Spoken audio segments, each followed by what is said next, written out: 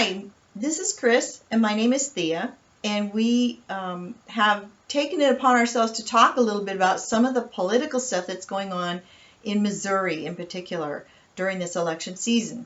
2020 has been a really crazy year, and there's still a lot going on, and it doesn't look like the end is in sight. So we wanted to talk about some of these things and just discuss them. First thing... Today we're going to talk about Amendment 3. We could talk about a whole host of issues that are going to be happening across the country, but right now we're going to focus on this one in particular because we've been getting a bunch of mailings in the last few weeks, and they look kind of scary. And we were very suspicious because they seemed like they were all telling you what a sinister thing this Amendment 3 was, but they weren't really making a good case for it, and they were kind of ducking issues and hiding things. And so we went and looked into it. We were suspicious that Amendment 3 was probably a good thing, and that we were being kind of hoodwinked by all of this fear-mongering we're getting in the mail.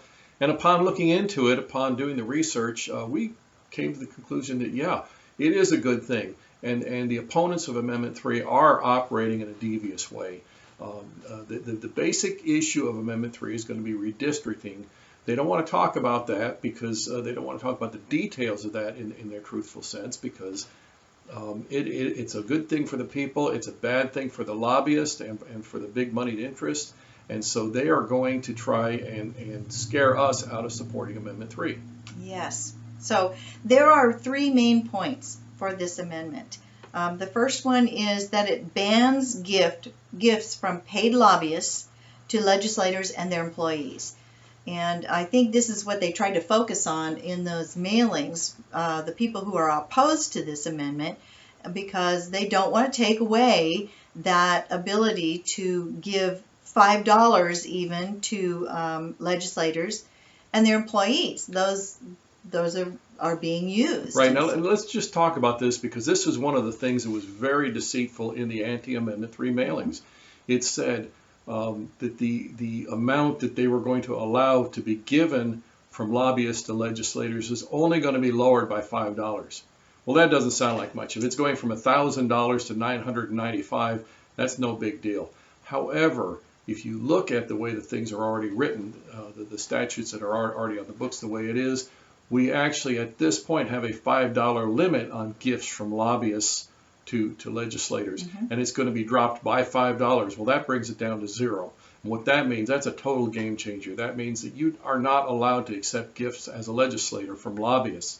$5 doesn't sound like much, but all that is when you have even that much, it's an open door to all kinds of chicanery, where you can give it to your cousins, your nephews, your employees. Before long, you have 1,000 people each getting $5. Now you have $5,000 going to that legislator.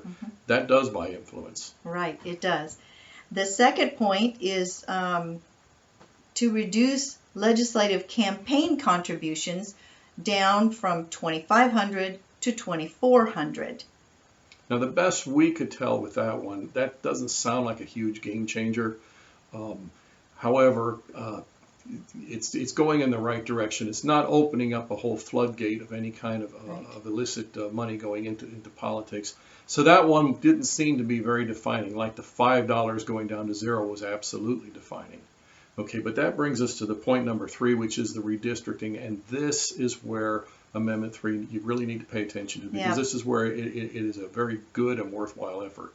Right now, what we have in Missouri is a nonpartisan state demographer who is appointed by the state auditor, as I understand it, to do all the redistricting himself.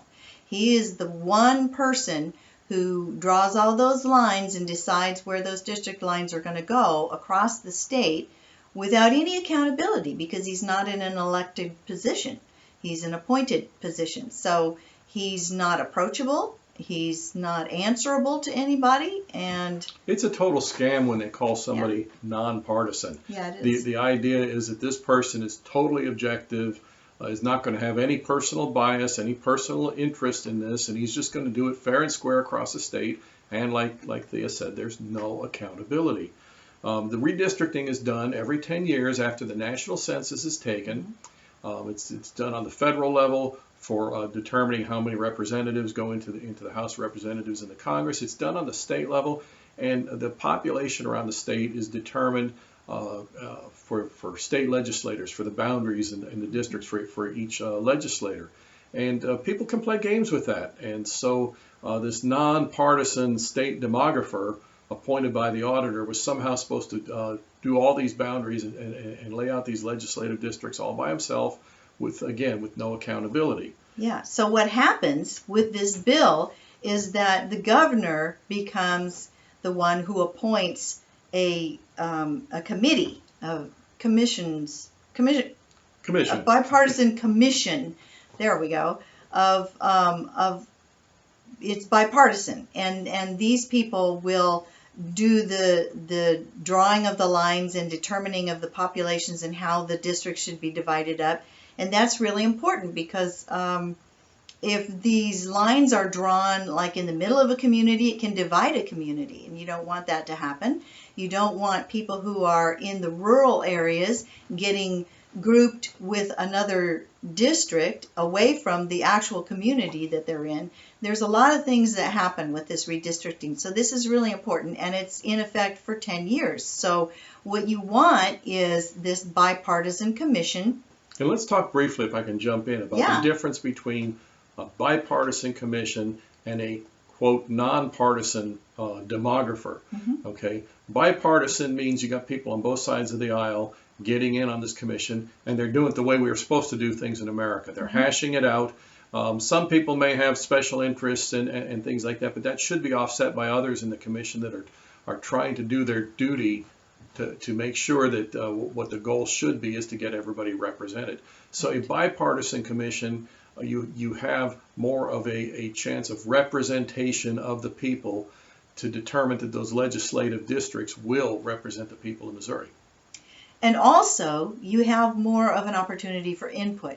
So in your community, if you don't like the way that they are setting up the lines there, you will have a commission to go to. They're going to have public meetings, and you will be able to go in and you'll be able to be heard. And they can take your comments or your feelings into account as they're making these redistricting lines and drawing them. So that's really important for you to be able to have a say-so and to be able to comment on your representative government. Right. So in stark contrast to the way the mailings were presenting Amendment 3 as something that was somehow sinister, Amendment 3 will give you more of a chance for representation. The districts, when they're drawn, will be more likely to be representative of what the people want and not what the special interests and the paid lobbyists and the paying lobbyists have a chance to influence on the state level with no accountability, which is the way it's going to play out if Amendment 3 is shot down. So we're going to put a link below where you can go and you can read the full thing. It's long and some of it's hard to understand, but bear with it and read it out so that you can make an informed decision come voting day. So we will be back to see you guys, and we have other issues we want to talk about, some of them on a national basis, and again, this one's specifically for Missouri, but we will be back and following up on these things. So Amendment 3 is good. Please read it through, and please vote for it. Take care, and thanks for listening. Bye-bye.